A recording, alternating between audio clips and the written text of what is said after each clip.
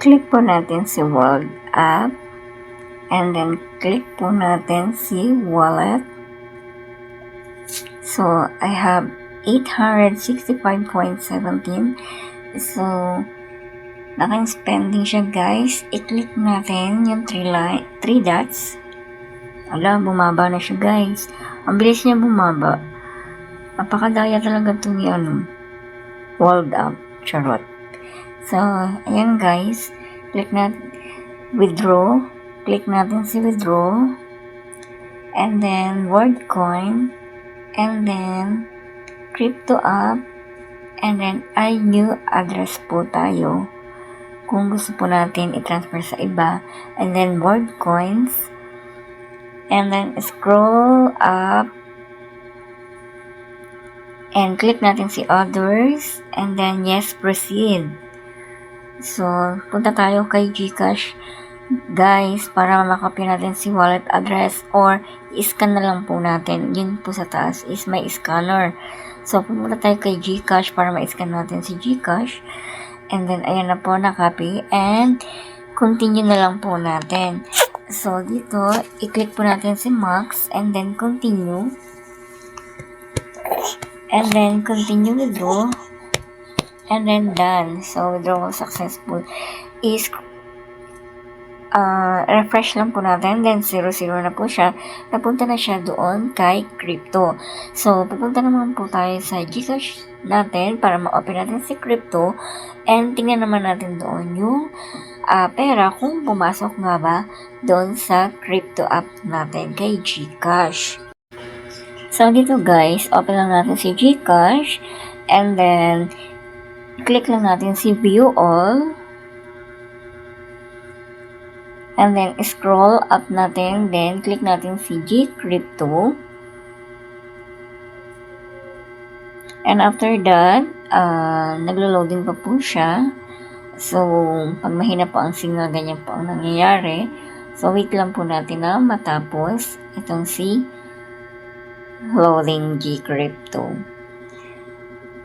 So, ayan guys. So, meron ako dito sa trade na 824.92.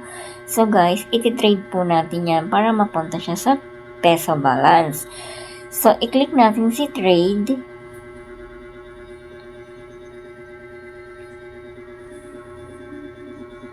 And then, i-search po natin dito si World App. So, ayan, i-click natin si World App. And then, dito guys, isi-sell po natin siya.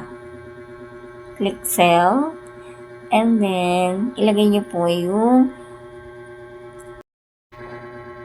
yung presyo po na nakuha natin. So, 100% lang po natin siya.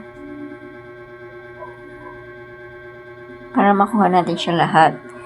So, and after that, pag na 100% na natin, inaisulat natin,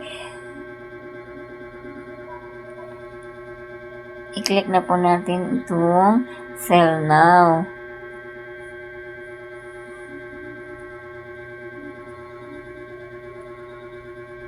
And then, back to dashboard na po tayo. Ayan na po yun. So, dito naman po, nung una, nasa portfolio value po ang ating pera.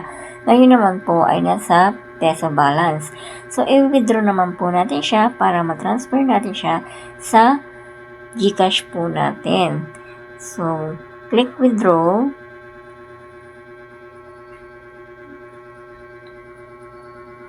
And then, i-type po natin dito yung pera po natin. So, I have 824.77.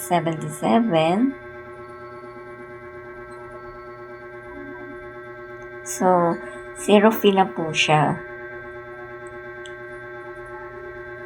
So, i-click po natin si continue. And then, dito po ay may magsisend po sa Gmail ninyo na code. 6 po yun. So, 6 na code ang magsisend. Then, ikakopy nyo para mas mai-transfer na po yung pera sa inyong GCash account.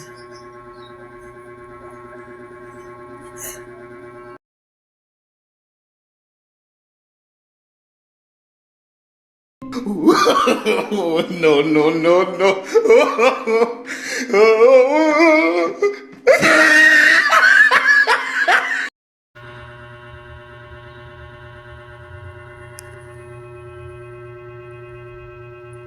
Back to crypto na guys. And then, nag-success na po.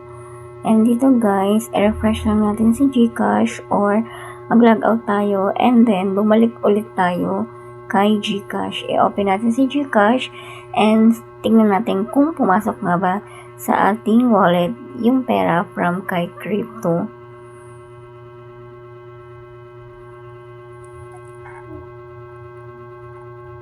So, ayun na guys. I have 885.86 pesos. So, nadagdagan lang po. Meron po talaga akong pera dyan nung una. And then dito guys, makikita natin sa transaction na nag-plus si Gcrypto withdraw.